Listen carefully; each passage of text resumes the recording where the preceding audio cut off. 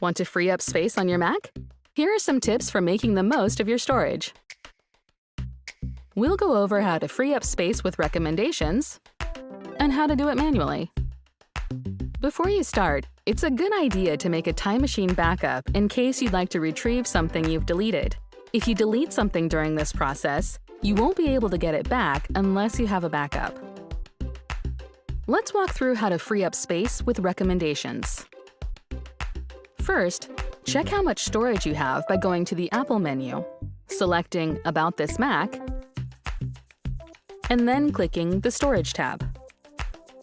Here, you'll see how much storage you have and which types of files are taking up the most space. This may take a moment or two to load. Next, click Manage to see some recommendations for freeing up space.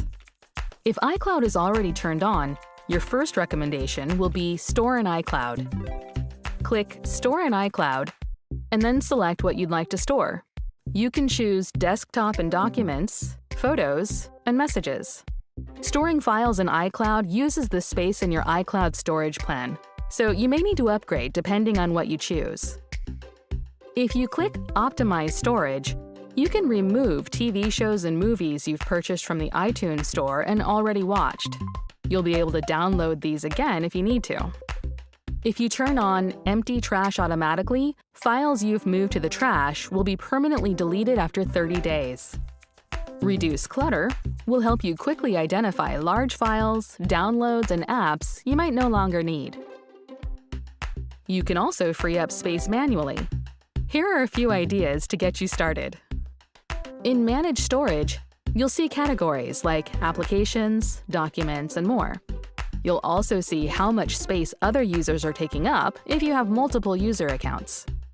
If you click a category like Applications, you can sort by things like the date they were last accessed or size, which can help you decide what to delete.